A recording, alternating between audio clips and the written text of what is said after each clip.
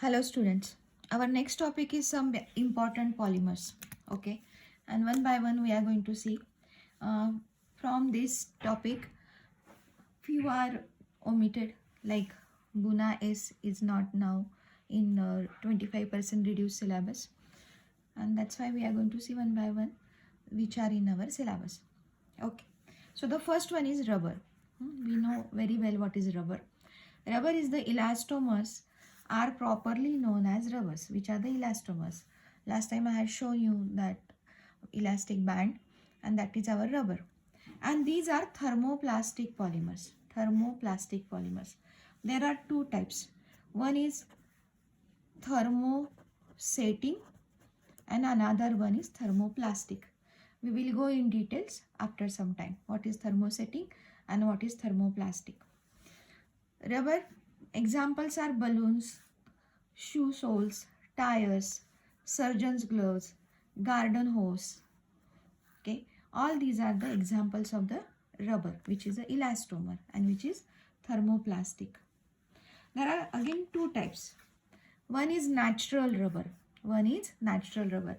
We know the rubber tree. Okay, from that rubber tree we get latex, and from that latex we can make all such type of different things like balloons, shoe soles, tires. Okay, what is this natural rubber? This natural rubber is nothing but monomer of natural rubber, that is isoprene. Isoprene. What is isoprene? The IUPAC name of isoprene is 2-methyl-1,3-butadiene. 2-methyl-1,3-butadiene. See the structure. 1, 2, 3, 4. There are two double bonds. So this is diene. Two double bonds. Do you remember IUPAC nomenclature system? Okay. When there are two double bonds in a structure, then that is known as diene. In a one straight chain, 1, 2, 3, 4, 4 members of ring. 4 members of chain, and that's why this is a derivative of butane. So this is butadiene. Now on this second carbon atom, if I are numbering from this 1, 2, 3, 4, then on the second carbon there is methyl group. So this is 2-methyl. While on the first carbon there is double bond, and then on the third carbon there is double bond. So this is 1,3-butadiene. Okay. So what is going to happen? We take n number of monomers of isoprene and it undergo polymerization, and after undergo polymerization there is shifting of double bond. There is shifting of double bond like this. See here, there is shifting of double bond like this, and here it is like this. Okay, and that's why here it is form a bond, here it is form a bond, and double bond is now in between these two carbons, in between these two carbons like this. Okay, and this is known as isoprene, polyisoprene, and that is nothing but our rubber. Okay, please remember all these reactions, because in the examination this is one type of question, like write down the preparation of rubber or polyisoprene, and you have to write down monomers converted into polymers. You have to write down the reaction conditions or whatever the catalyst used if it is given, or otherwise you can write the polymerization. Okay, this is very important. Yes, after this there is vulcanization of rubber. Vulcanization of rubber. This is again the new term for you. You can go through textbook to know the history of vulcanization. It is on page number 327. Vulcanization. Okay, what is this vulcanization? It improves physical property of rubber. Which improves physical property of rubber. You have to know the definition of vulcanization. What is that? In the textbook given, the process by which a network of cross links, this is important, cross links is introduced into an elastomers is called vulcanization. Is called vulcanization. See now, this is a linear polymer. This is a linear polymer. But when we are going to provide heat, then there is formation of the cross links. There is formation of cross links, and that is known as vulcanization of rubber. Okay, what is going to happen due to this? It enhances the properties like tensile strength, stiffness, elasticity, and toughness of the natural rubber. Okay, due to this thing, crosslinks formed, it enhances these properties: tensile strength, stiffness, elasticity, toughness of the natural rubber. Okay, so what is this sulfur vulcanization? This vulcanization is named as a sulfur vulcanization. Means काय? Sulfur forms crosslinks between polyisoprene. Sulfur forms crosslinks between polyisoprene. See this structure. See. Now here it is. We know here it is double bond. See, this is the isoprene. Here it is double bond. And now at this double bond, when we use sulfur in between, then double bond is going to break and there is formation of sulfur crosslink like this. Sulfur crosslink. And these linear polymers link to each other by sulfur crosslink. Okay, see here. So sulfur atoms crosslink two polyisoprene chains. Cross-linking takes place by opening of a double bond, and produces three-dimensional vulcanized rubber. This is the structure. Just remember isoprene, then there is a formation of cross-link due to sulfur, and then that is known as vulcanization of rubber or vulcanized rubber. This is our vulcanized rubber. Okay. Now we will see what is thermoset and what is thermoplastic.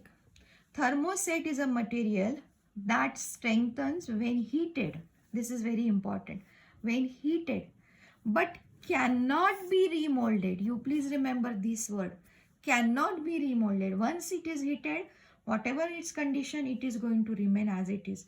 You cannot remold it or heat it to the initial forming, whatever the initial position. You cannot remold it. Okay. While in thermoplastics, it can be reheated, it can be remolded and cooled as necessary without causing any chemical change. Here it is going to be hardened, but here it will remain whatever its chemical property like that, and we can remold it, we can reheat it, and we can convert it into the original or the initial position. Okay, this is a difference in between thermosetting and thermoplastics. Okay, now next, again very common polymer which we know very well, that is polythene. Polythene is nothing but polyethylene, we can say, but it is polythene. Okay, commonly we can say it is polythene. What is this polythene? It is the simplest and most commonly used hydrocarbon, and this is thermoplastic and has following structure. Means we can reheat it, we can remold it, and that's why we are having now for the pollution control board, which gives us the clear-cut idea that is you should use such type of polythene. That's why they can be used for the preparation of roads or something like a plastic material. Why? Because they are having thermoplastic property. Okay. Now again in this polythene, thermoplastic, there are the two kinds. One is low density polythene and another one is high density polythene. Generally it is called as LDP and HDP. LDP and HDP. Okay. Low density polythene, high density polythene. First we will see low density polythene. Polymerization of ethylene under high pressure. What is the pressure? It is given, that is 1000 to 2000 atmospheric pressure we have to use, and we have to use temperature 350 to 570 Kelvin. As I explained you before, when there is a polymerization, if it is given in the textbook, then you have to know the conditions very well, because these conditions are going to carry half mark, and if you are not going to write these conditions on this arrow, then you are going to lose the marks. That's why you should know this very well. Okay. So when you are using traces of oxygen peroxide as a catalyst at the temperature 350 to 570 Kelvin, and pressure used is the 1000 to 2000 atmospheric pressure, Then this polythene converted into low density polythene. Low density polythene. Depend upon conditions, you get LDP or HDP. Okay. So what is this mechanism? Just the information is given. This is free radical addition. This is free radical addition. This is addition polymer. This one is addition polymer. You have to remember all those things because this is important for MCQ. This is addition polymer. Okay. Here it is H atom abstraction. Then that's why there is a formation of branching and which is loosely held. As it is loosely held or loosely packed, means they are having the distances in between the polymers when they are attached to each other. Then it is having low density. Why? Because it is loosely held, so this is having low density. Remember this thing very well. Remember this catalyst, traces of O2 and peroxide. This is remember these conditions, 350 to 570 Kelvin, and atmospheric pressure is 1000 to 2000. And that's why when we get the polymer that is loosely held, and this polythene is known as low density polythene. What are the properties of low density polythene? It is extremely flexible but tough, chemically inert, no reaction of any chemicals on it, and moisture resistant. Okay, and this is very poor conductor of electricity. This is very poor conductor of electricity. Its melting point is 110 degrees centigrade. Its melting point is 110 degree centigrade. Now we will see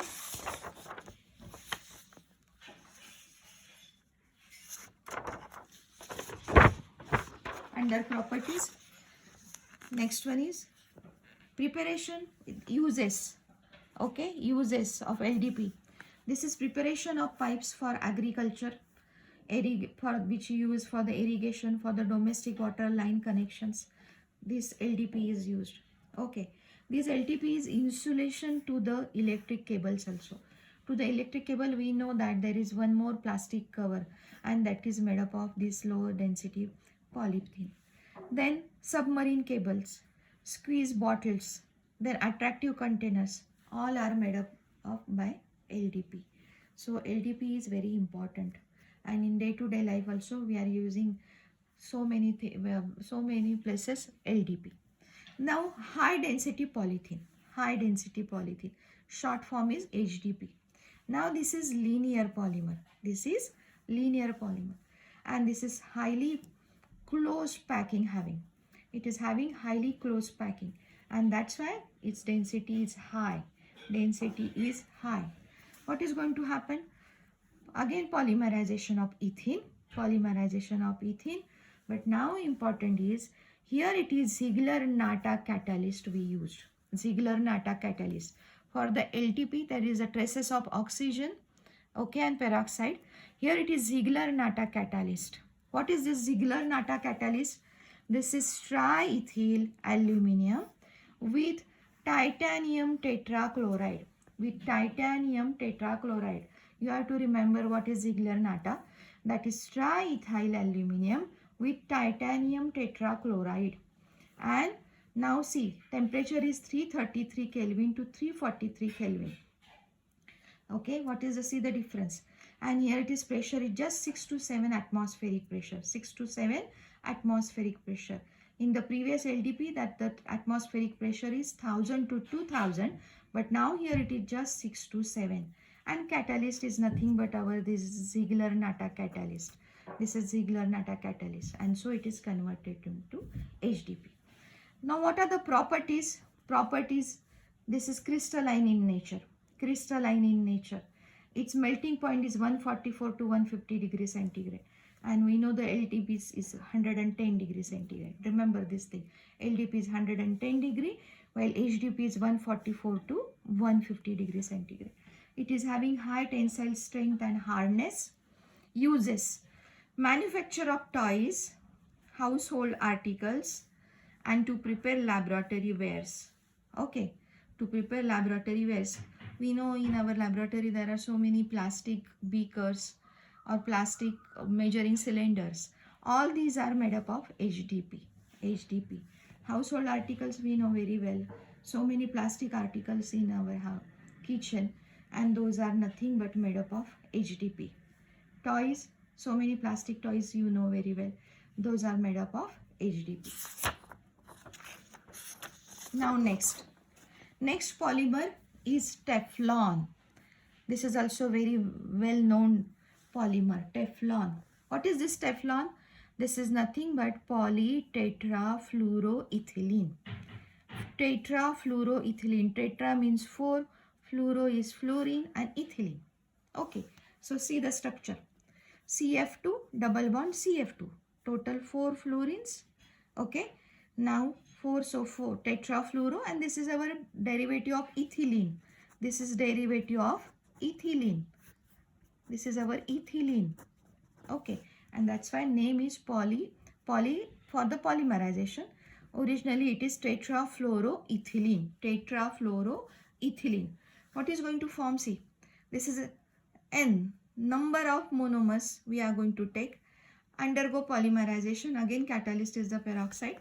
Double bond is converted into single bond, and here it is the link. Here it is the bond formation here like this, and then we are putting here bracket, and after that N means what? There is a linkage in between this CF2, CF2, CF2 and CF2 and so on. N number of this tetrafluoroethylene monomer is going to attach, and that's why we here connected with this bond. Here we connected with this bond, and to this one unit we are writing here bracket. Please remember, this is very important. Okay, so this is tetrafluoroethylene polymer known as Teflon. Okay, this polymerized by using free radical. Always remember, when there is a peroxide, there is a free radical mechanism. Okay, and its initiator is the peroxide or ammonium persulfate also. Ammonium persulfate also. Okay, properties. This is very tough. This is chemically inert, resistant to heat and attacked by corrosive reagents. Okay, like alkali or organic solvent. Then CF bond is very difficult to break. This is very strong bond, is very difficult to break. Okay, and uses, this is non-stick cookware. All our non-stick cookwares are made up, covered or insulated, or you may say it is coated with Teflon. It is coated with Teflon coating. Okay, even oil seals are made up of Teflon. Gaskets are made up of Teflon. Oil seals and gaskets all are made up of Teflon. Okay, so this is the use of this Teflon. See now, here it is given picture. All these are non-stick cookwares, and these are the gaskets. Non-stick cookware and gaskets. Here are the examples of LDP. This is our garden hose pipe, then bottles. Then in HDP, here are the toys. These are the containers, big containers. All these are made up of HDP. A very nice colored pictures are given in our textbook. Okay, so after this Teflon, next polymer is polyacrylonitrile. Polyacrylonitrile. We are going to see this in the next video. Thank you.